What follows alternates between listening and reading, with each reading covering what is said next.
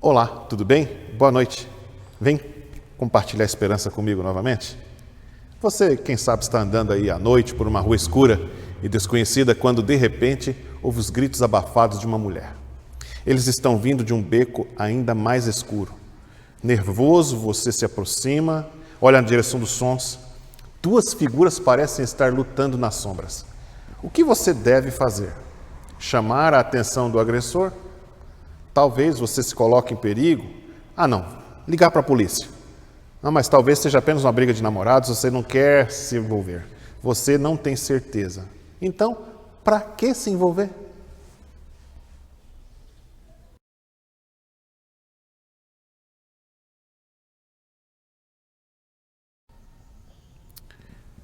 Trinta e oito pessoas quiseram se envolver em uma terrível noite na cidade de Nova York, em 1964. Uma jovem chamada Kitty Genovese foi esfaqueada várias vezes por um agressor e depois foi abandonada.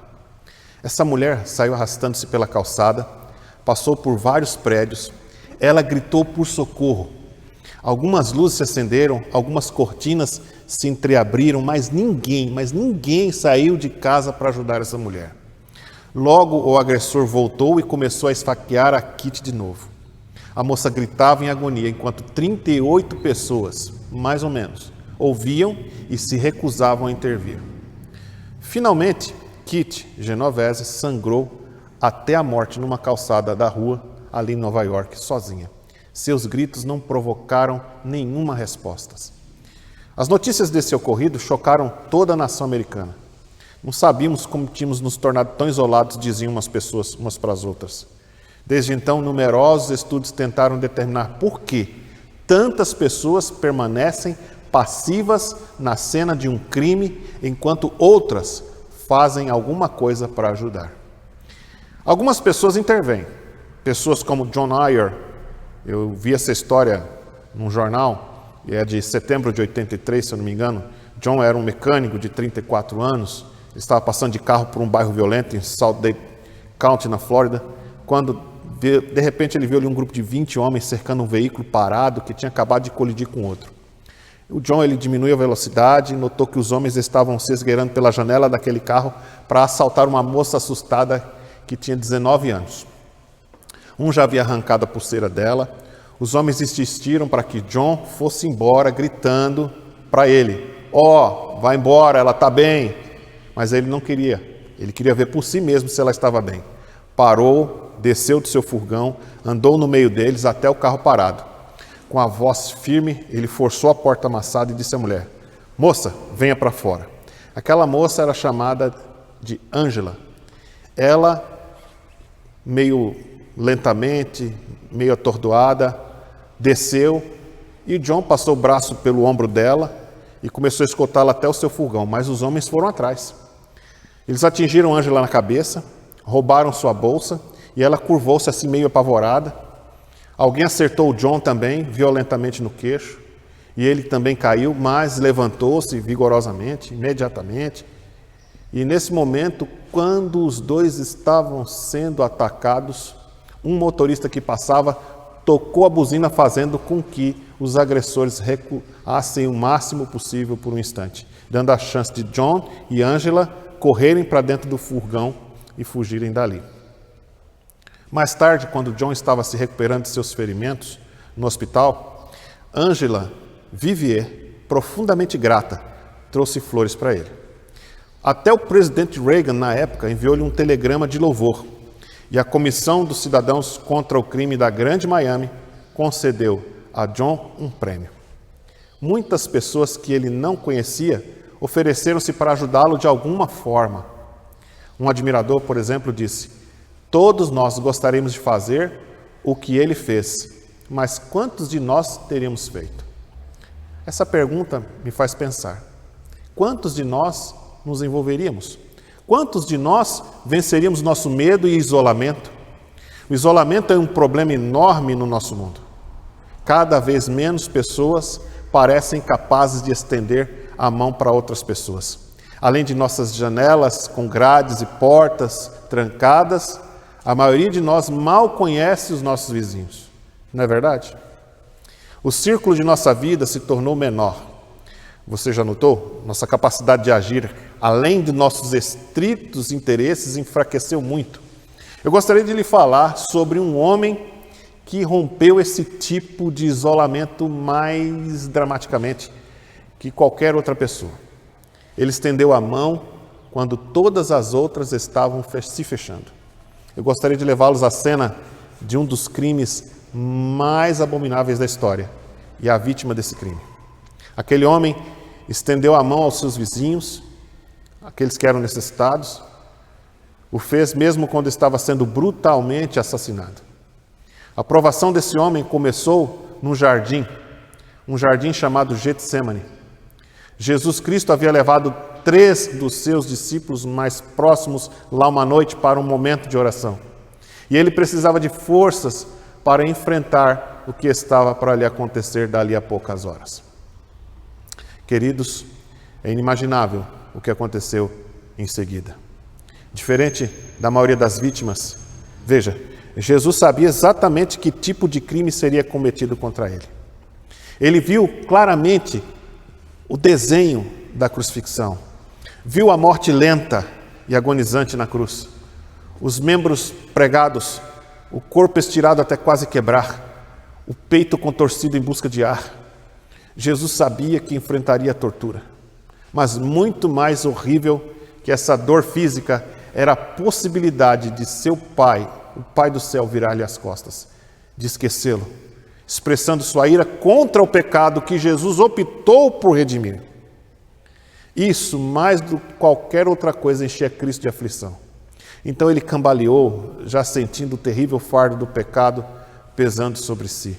Jesus virou-se instintivamente para Pedro, Tiago e João e disse a esses homens o que está registrado em Mateus 28, verso 38. A minha alma está profundamente triste até a morte. Ficai aqui e vigiai comigo. Imagine, queridos, que situação trágica. Depois, afastando-se um pouco no meio das oliveiras, Jesus caiu no chão, começou a orar desesperadamente. O horror do pecado era incontrolável. Ele se sentiu completamente isolado no meio da tempestade. Se ao menos ele soubesse que seus amigos queridos entendiam e agradeciam o sacrifício que ele estava por fazer. Oh, amado, ele ansiava por saber que eles estavam orando com ele. Então voltou aonde eles estavam no jardim e viu, por incrível que pareça, que eles estavam num sono profundo. Tiago e João, os homens que tinham abertamente declarado: sim, Senhor, somos capazes de beber do cálice contigo, simplesmente caíram no sono. E Pedro, aquele que prometeu: nunca vou abandoná-lo, Senhor, vou contigo até a prisão e a morte, também estava dormindo, talvez até roncando, quem sabe. Agora pense um minuto no que Jesus poderia ter dito a esses 3 homens, quando os acordou. Poderia ter dito assim: durante esses 3 anos, eu joguei a minha vida inteira com vocês, abdiquei de tudo por vocês, mas na única hora em que eu precisei de vocês, vocês me abandonaram. Mas Jesus não disse isso. Talvez disséssemos isso nós.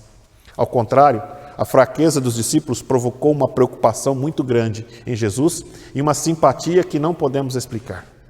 Abaixando-se perto do sonolento Pedro, ele falou para ele: Pedro, Pedro, vigia, ora, para que você não entre em tentação. Depois disse: o espírito, na verdade, está pronto, mas a carne é fraca. Gente, eu acho essas palavras as mais incríveis que poderiam ser ditas. A atenção de todo o universo estava voltada ao que Cristo estava fazendo naquele momento. Esse é o epicentro da história. Cristo deve tomar a decisão mais importante que determina o seu destino e o meu destino. No entanto, vemos a sua atenção desviada para aqueles que ele ama. No meio de sua provação, Jesus estende a mão a seus frágeis companheiros, preocupado se eles conseguiram suportar o julgamento que viria. Pouco depois, Jesus suportou o escárnio de um julgamento diante de Pilatos e do Sinédrio. Aí, soldados romanos cortaram as costas de Jesus com um chicote, afundaram uma coroa de espinhos em sua cabeça e riram cruelmente dele. O crime havia começado de verdade. Haviam testemunhas, muitas delas passivas. Elas encheram as ruas estreitas de Jerusalém e olharam para Jesus enquanto ele levava uma pesada cruz de madeira nas costas que não fora feita para ele. Costas estas ensanguentadas, e ele era ferido por lanças romanas. Algumas mulheres, queridos, choraram, e ao ver isso, Jesus as ouviu. Em sua própria dor intensa, ele ouviu sons de pranto. Então virou-se para essas observadoras e lhe disse: filhas de Jerusalém, não choreis por mim, chorai antes por vós mesmas e por vossos filhos. Veja, queridos, os pensamentos do Salvador se voltaram para a destruição de Jerusalém e para o que essas mulheres e suas famílias teriam que suportar durante esse tempo. Ele ainda estendia sua mão, rompendo aquele isolamento. Finalmente, Cristo chegou à principal cena do crime. Local, o Gólgota, lugar chamado Caveira. Ali seus membros foram amarrados e pregados na cruz. As mãos que haviam curado e abençoado tantos não mais podiam se mover. A força que ele usava para dar vida a tantos estava rapidamente se esgotando. Mas nada podia impedi-lo de estender a mão. Nada podia impedi-lo de perdoar. Os surpresos soldados romanos envolvidos em seu trabalho desprezível ouviram essas palavras saindo dos lábios da vítima, dizendo: Pai, perdoa-lhes, porque não sabem o que fazem. Uma multidão olhava à distância enquanto Jesus era colocado entre dois ladrões. Ela viu quando o sol se pôs diante dele, enquanto o sangue escorria de seus ferimentos. Alguns observadores até riram dele, mas a vítima, em meio a esse terrível crime, continuava estendendo a mão. Um dos ladrões que morriam com Jesus pedia para que fosse lembrado no reino que viria. Jesus fez uma promessa brilhante no meio da escuridão, o que o envolvia, e disse: estarás comigo no paraíso. Aí Jesus olhou para baixo, viu sua mãe chorando descontroladamente. Imagine como ela se sentiu. Ela, Maria, como ela se recuperaria da provação de ver seu filho assassinado? Quem cuidaria dela no futuro, depois que ele se fosse? Jesus viu João, o discípulo mais afetuoso e receptivo a seus ensinamentos. Ele era a resposta. Quem melhor poderia confortar Maria com suas lembranças do que um discípulo amado? E João também poderia se beneficiar cuidando de Maria. Ele também gostaria muito de suas recordações carinhosas. Então Jesus lutou para ganhar fôlego e disse, meio até rouco, quem sabe: mulher, eis aí o teu filho. E ele disse para João: João, eis aí a tua mãe. Fato consumado. Os dois ficaram unidos um ao outro, João e Maria. Jesus, no entanto, não ficaria isolado. Em meio a esse crime horrendo, ele estendeu a mão até o fim. Em nosso mundo repleto de atos violentos, Jesus sobressai como uma vítima extraordinariamente poderosa. Ele mudou vidas enquanto sofria o pior que os homens podiam lhe causar. E Jesus sobressai como aquele que quer romper o isolamento, o nosso isolamento. Veja, meu querido amigo, nós também temos que estender a mão. Temos que fazer algo quanto à vítima presa naquela cruz. Estamos todos lá, naquela cena do Gólgota, na cena do crime. Quer percebamos ou não, nós todos somos parte desse drama, porque é pela nossa indiferença que Jesus está morrendo. Foi nosso isolamento, nosso egoísmo que tornou tal sacrifício necessário. Nós fracassamos, nós fomos indiferentes incontáveis vezes, ao invés de estendermos a mão para ajudar outros. E a nossa culpa é o que está esmagando a vida dessa vítima lá no Gólgota, chamada Jesus. Então o que vamos fazer? Como vamos responder? Vamos permanecer passivos ou vamos intervir ativamente? Creio que podemos aprender algo sobre nossas respostas, vendo novamente como as pessoas responderam a outros crimes.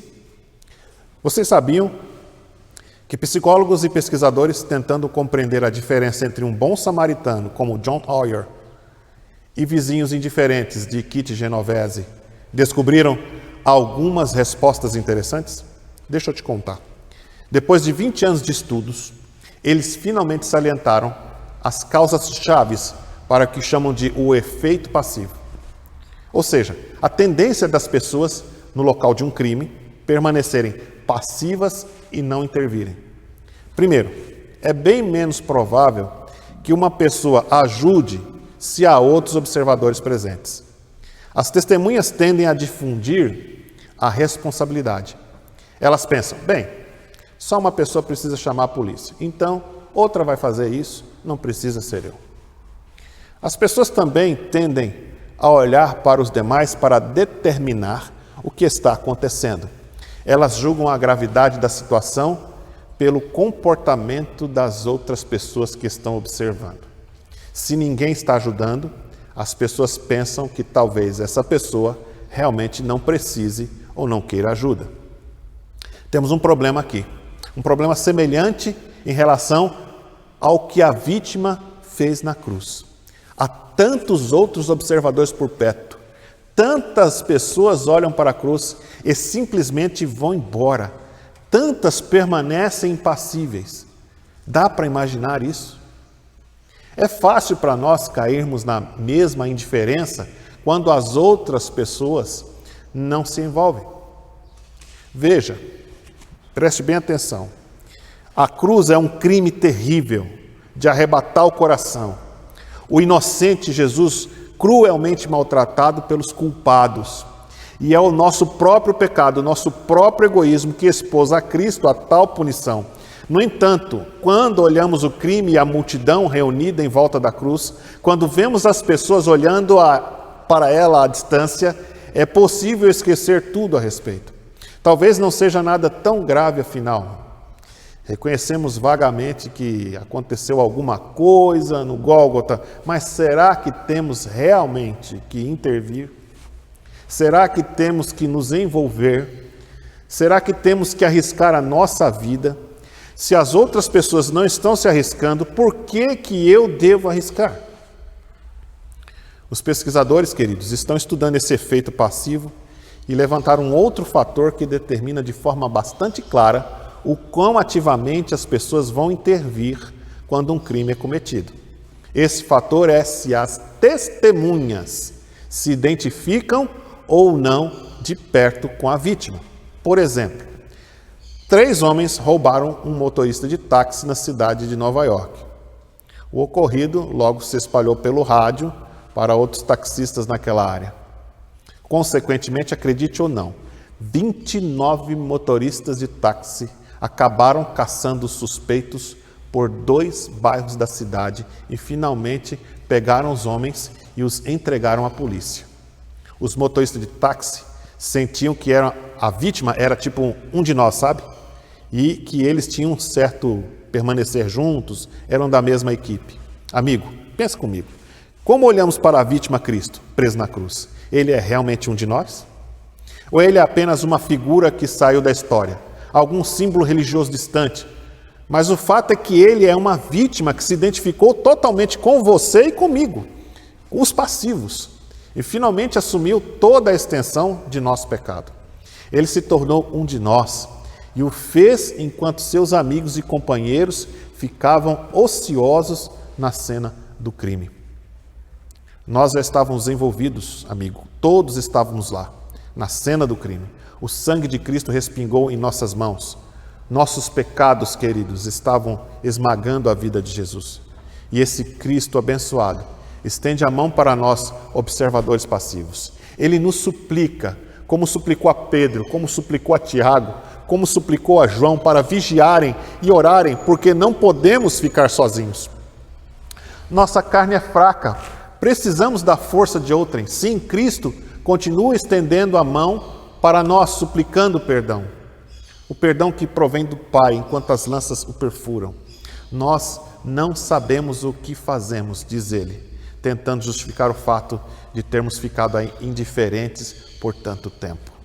Querido, Jesus nos oferece o perdão, um escape de nossa própria culpa esmagadora. E Ele também nos oferece um lugar com Ele no paraíso, assim como fez o ladrão na cruz. Nós podemos estar com Ele para sempre. Tudo isso Ele oferece na cena do crime. Em sua própria agonia, Ele estende a mão para nós, os passivos. O que vamos fazer? Como vamos responder à mais nobre das vítimas? Eu te pergunto, vale a pena arriscar a vida por Jesus? Se você deseja arriscar a vida por Jesus, eu peço que nesse momento você curve a sua fronte e ore comigo mais uma vez. Eu quero entregar você nas mãos desse Jesus amoroso que morreu por você. Pai querido, muito obrigado, Senhor, porque o sacrifício de teu filho na cruz foi o maior sacrifício que ele poderia ter feito por nós, os passivos, aqui neste planeta Terra. Que nós possamos intervir nessa cena criminosa, aceitando esse sacrifício como uma oportunidade de nós conhecermos a Ti como o único Deus e a Jesus Cristo a quem enviaste, porque a vida eterna consiste nesse fato. Senhor Jesus, abençoe a todos aqueles que nos ouvem pela TV, pelo smartphone ou pelo computador e que estão assistindo neste momento o canal Adventistas Ponte Alta. Abençoe a todos, em nome de Jesus. Se você deseja aprender um pouco mais da Bíblia, estudar, quem sabe se aprofundar, eu peço para você que você entre em contato conosco através do WhatsApp, que está aqui embaixo. Manda uma mensagem para a gente e a gente vai ter o maior prazer de enviar um estudo bíblico virtual para você. E a gente possa estudar a Bíblia junto e possa crescermos juntos, né? Obrigado por compartilhar a esperança comigo. Até a próxima. Tchau.